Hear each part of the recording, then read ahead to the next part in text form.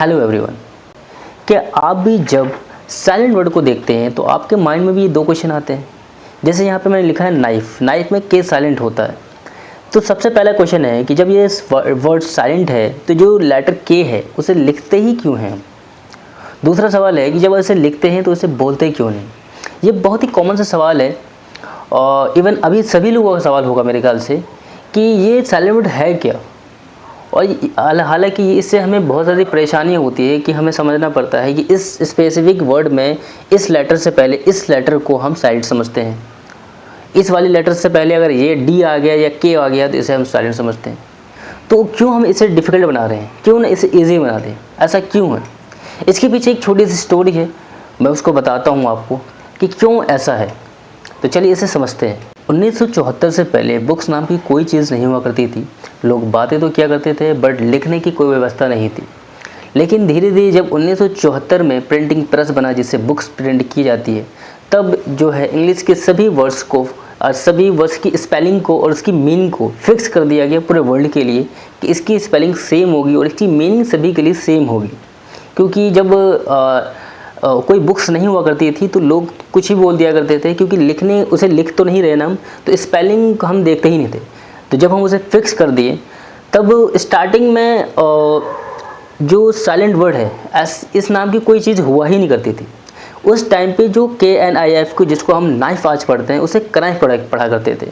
ऐसे तमाम बहुत सारे वर्ड्स हैं, जैसे कि राइट जिसमें WRIT को राइट पढ़ते हैं, हम वहाँ पे राइट पढ़ते थे। उस वर्ड्स को पढ़ते थे जिसे हम आज नहीं पढ़ते, जिसे हम आज साइलेंट वर्ड कहते हैं। लेकिन धीरे धीरे इंडिया और ब्रिटिश जो है वो ऐसे वर्ड को छोड़ दिए पढ़ना जो थोड़ा डिफ़िकल्ट है। जैसे कि राइट में W जो है हम नहीं पढ़ते हैं, राइट पढ़ते हैं। ऐसे हम इंडियंस पढ़ते हैं जिसको हम आज कहते हैं कि साइलेंट वर्ड से हम नहीं पढ़ते हैं। और ब्रिटिश भी इसको ही मॉडर्न में वो भी मॉडर्न ज़माने में आने लगा और वो भी नए नए वर्ड्स में जो डिफ़िकल्ट आने लगी उसे छोड़ता गया और आज हम उसे एक साइलेंट वर्ड के नज़र से देखते हैं। बट आज भी जर्मन में नाइफ की जो स्पेलिंग है वो सेम है, बट उसे बोलते हैं जो है प्रोनाउंसिएशन जो करते हैं उसे कनाइफ बोलते हैं। इसलिए क्योंकि वो उस टाइम से लेकर अब तक वो वही चीज़ें फॉलो करता आ रहा है जो उस टाइम हुआ करती थी। लेकिन हम लोग थोड़ा सा उसे चेंज कर दें और कुछ चीज़ें हम नहीं बोलते हैं जिसे हम आज साइलेंट वर्ड कहते हैं।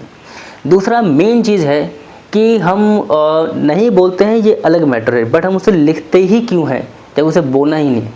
इसके पीछे बेसिक से ये लॉजिक है कि इंग्लिश में बहुत सारे ऐसे वर्ड्स हैं जिसको हम बोलेंगे ना तो सेम साउंड आता है।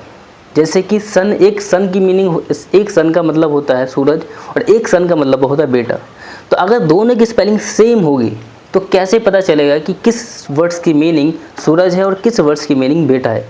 इसलिए दोनों वर्ड्स के बीच में स्पेलिंग का डिफरेंस रखा गया ताकि समझ में आए। जैसे कि नाइट होता है और एक दूसरा नाइट होता है, लेकिन दोनों की स्पेलिंग अलग होती है और मीनिंग भी बहुत अलग होती है, लेकिन जब बोलते हैं तो सेम होता है।